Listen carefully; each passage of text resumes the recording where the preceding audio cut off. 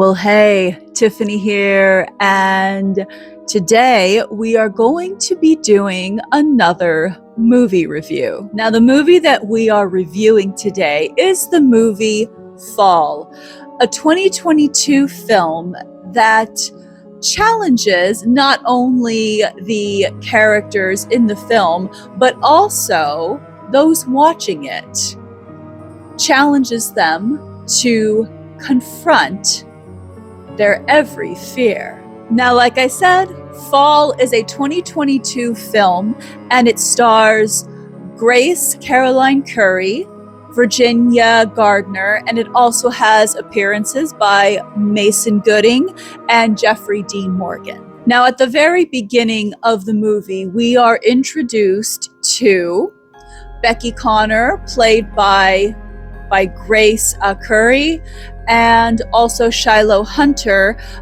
played by Virginia Gardner, and then Becky's husband is played by Mason Gooding, who I also really liked, by the way, in Hard Eyes. But the three of them are very avid climbers. They mountain climb, rock climb. They're quite experienced too. In fact, Shiloh Hunter, or they just call her Hunter in the movie, she actually, I think it's called free climbs, where you climb without a harness. And at the beginning of the film, they're climbing this really, really steep cliff that's, up a mountain.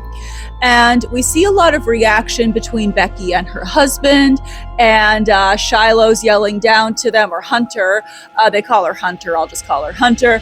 Hunter's yelling down to them from she's a little bit more to the top, and and they're just having a good time climbing up this very steep mountain.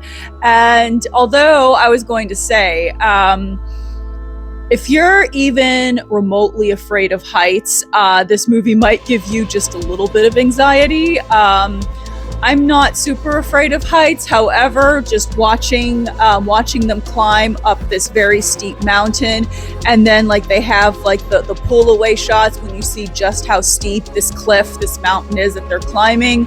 And especially when you see Hunter just free climbing without a harness, it's just like, oh my gosh, wow. But there's interaction between Becky and her husband, and it just seems like, okay, they're just having their ordinary rock climbing day. Now Becky's husband, Mason Gooding, he gets the harness, and he hooks it up into what looks like a small cave, and it looks very secure. And he's going to do that and then climb up. However, when he reaches toward where the hole is, where he hooked up the harness, he gets attacked by a vulture. A vulture flies out, and he basically loses his footing, and he falls down the cliff and does not survive. And Becky is obviously there, devastated, as is Shiloh Hunter. And when that happened, when I first saw this movie, and this is a movie I've seen several times, and I recently revisited it while snowed in, I remember first seeing that, and it was really, it's an intense scene to begin with, somebody falling down a cliff, but to be in Becky's position, to be watching that happen to your husband, and there's absolutely nothing you can do. And not only that, but that's obviously very traumatizing. And in that situation, I would imagine all you would want to do is just collapse and, just lose it, or just go completely comatose, one of the two. but you can't, but she can't, because she's on this side of a cliff. And, you know, you do see Hunter going down to, you know, starting to like descend to meet her where she's at. But she can't. She has to keep it together at least long enough to either finish climbing the mountain, like reach the top, or so that they could climb down. And, you know, that's like, to me, like when I saw that, I was just like, I mean, that's a very, very horrific situation to be in. And then we fast forward after that scene. We fast forward to a year later, and Becky is just not in a good state of mind, and she's, you know, she's still very much grieving over her husband, and her father, played by Jeffrey Dean Morgan, is trying to reach her, but to no avail.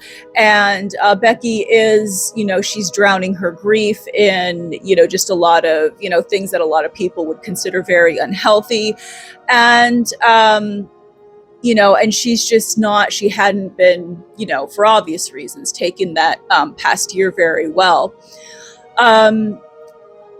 Her dad does try to confront her in person, but of course she's not having it. So she returns to her apartment, and then next thing you know, she's getting a phone call from Hunter, or Shiloh Hunter, and she, you know, she picks up the phone, and then Hunter's like, you know, hey, and it turns out that Hunter's actually right outside her apartment. And so, you know, Becky and Hunter, they, you know, they hang out in Becky, you know, what used to be Becky's home with her husband. And Hunter convinces her to climb this, it's called the B6 Tower. And because they, you know, once upon a time were all avid climbers together, and Hunter has also made a name for herself on social media and YouTube by, you know, just traveling and doing some of her like kind of dangerous stunts. And she's, you know, gained quite a following from it. You know, she's become kind of an influencer. And she wants to bring Becky along. And we also later find out that out of being concerned for her, Becky's dad reached out to Hunter, thinking that perhaps Hunter can get through to her. And so Hunter is convincing Becky to come with her on this trip to climb this B6 tower. Now, the thing about the B6 tower, it's one of those towers that's, you know, it's about, I think in the film, it's like 2,000 feet in the air, and it's 2,000 feet tall. And it's one of those service towers that, you know, like you need to have a light on at the top to, you know, to let aircraft know. And it's one, you know, it's one of those like service towers that needed regular maintenance. However, it's fallen into disrepair, and it's no longer in use except for the light bulb that's at the top so that aircraft can see it. So Becky kind of reluctantly agrees, but eventually she kind of little by little gets into the idea, thinking that maybe it might do her some good to maybe try and get back to her old self. And she also decides to take her husband's ashes and, you know, bring him along, since the three of them used to do this together, and then scatter his ashes at the top once they were to reach the top of the tower. And so they go on the trip, and the night before, they're in a diner, and they ask the server, you know, hey, do you know where the tower is? And, you know, she's like, oh yeah, it's right outside the window. And, you know, and Becky's just there thinking that, you know, it's how high it seems. And it had been And she hadn't done any climbing since her, since right before her husband passed. And so the following morning, they get up, they get ready, and Hunter's doing her social media thing, and they make it to the tower, and there's also, they almost get hit by a truck on the way to the tower. So perhaps that's some, kind of foreshadowing that this probably is not going to go to plan. And because the plan is to climb up to the top of the tower, get some shots. And Hunter also has this drone that she also uses for aerial shots, which I think is a really cool idea. Have some fun, get some footage for social media and YouTube, climb back down, and, have a laugh about it and go home, basically. And Hunter wants to help, Becky kind of get out of her, just get out of her grief and, just get back to herself again. So they climb up the tower. And it's pretty obvious that not only is this tower out of service, but it's rotting. It's barely holding itself together. And their climb up to the top, Becky is pretty shaken. And, and Hunter's like, there were some things that Hunter was doing that I thought was a little unnecessary, like shaking the ladder to kind of give Becky a little scare. I was just kind of like, all right, come on. I know you're trying to make your friend, kind of face her fears and all that stuff. But it's like, come on, that's not necessary. But that's kind of a credit to Hunter's character. But they do make it to the top, and it is exhilarating for both of them. And Becky does seem to start to feel like herself again, her old self. And they have a moment up there. They spread Becky's husband's ashes, and say that goodbye to him. And that scene's actually pretty touching. That's a nice scene, I think. And and then after that, they start to, they decide to head back down. Well, and when they start to head back down, because how I said, Hunter was kind of shaking the ladder a little bit to give Becky a little bit of a rise. Well, unfortunately, as it turns out, one of the screws holding the ladder together, when Hunter shook it, loosened it. So then when Becky starts to go down first, the ladder collapses. Becky almost falls, but because she's connected to Hunter and Hunter's very quick to act and pull her back up, she's able to pull Becky back up onto the basically the pizza box sized platform at the top. And they, at first they're like, trying to get their bearings. And then they're like, okay, let's go back down. The only problem is there is no ladder. The ladder that connects the very top to the middle of the tower is just completely gone. So they're stuck up there.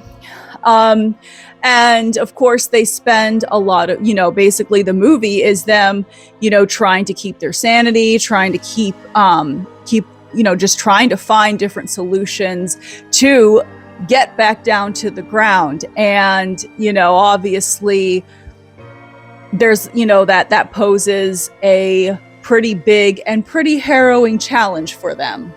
Okay, so without giving away too many spoilers, I am going to give my thoughts on the movie. Like I said, this is a movie that I do revisit. It's definitely not without its flaws, but it is one that I do have a soft spot for. And, I will say, number one, the camera work the cinematography is really, really well done. Especially when you first watch the movie, when they're first ascending that tower, and especially when they reach the top and they're looking down, and then when they're stuck at the top, I mean, I would say my palms were a bit sweaty watching it. I was like, it's like, oh my gosh. And then you watch the behind the scenes stuff, and then it's like, okay, it's not as bad, obviously, because they do have some behind the scenes videos of how some things were shot.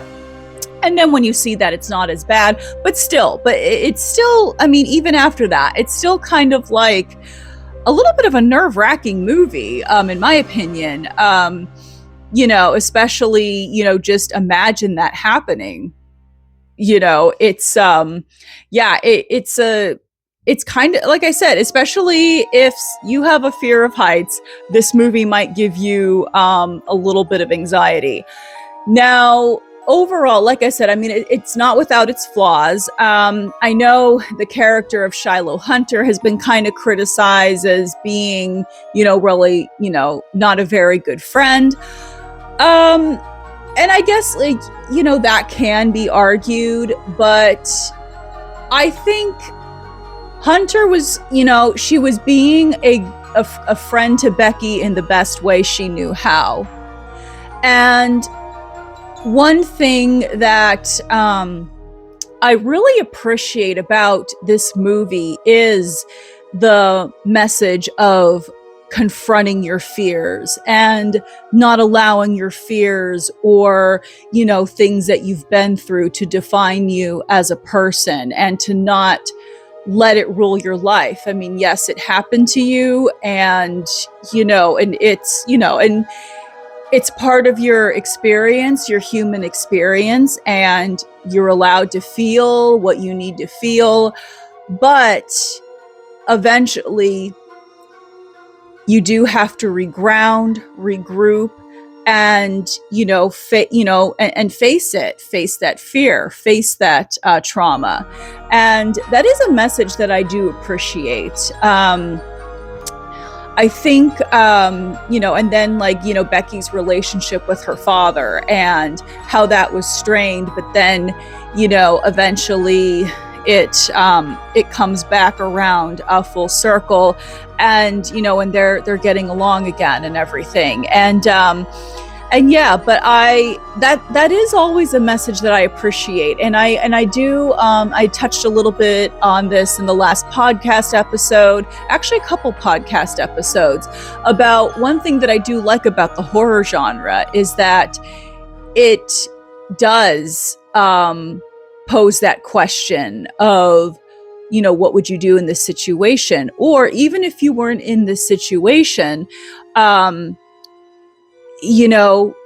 just adversaries in your own life, challenges in your own life.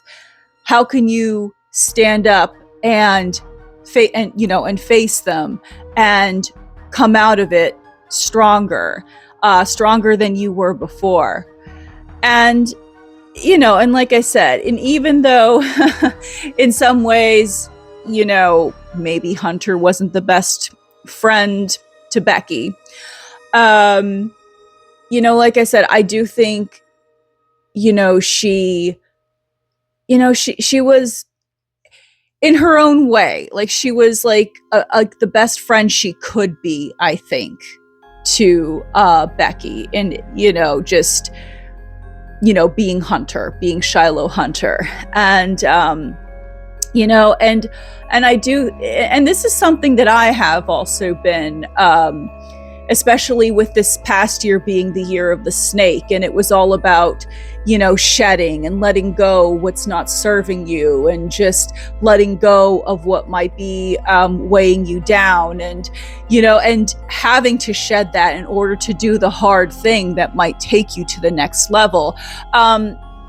A lot of these types of films tend to speak, especially, like I said, with this last year being the year of the snake, and I did shed a lot, in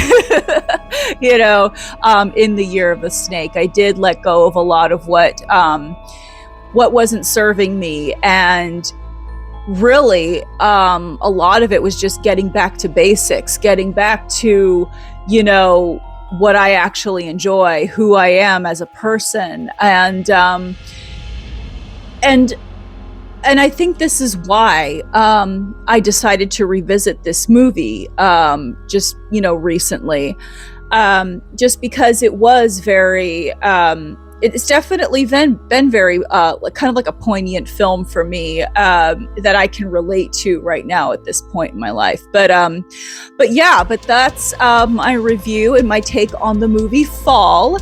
I know you can get it on different streaming services if you want to watch it. But have you seen the movie Fall? And if so, what did you think? But thank you so much for watching. And the next video, I will be. I don't know what the next video is going to be. Although I do need to, I'm going to be doing a book review, a couple reviews on on Andrea Dean von Scoy's works. So there will be a couple of book reviews there. But I do have some videos in mind that, especially with like the cryptids panel coming up that I'm going to be live streaming from. I'm so excited. I'm going to be talking a little bit on cryptids. I'm going to be doing some more urban legend adventures and lore. So stay tuned, and I will see you in the next video. All right, take care, and as always, stay safe. Don't be climbing up any towers, but stay spooky.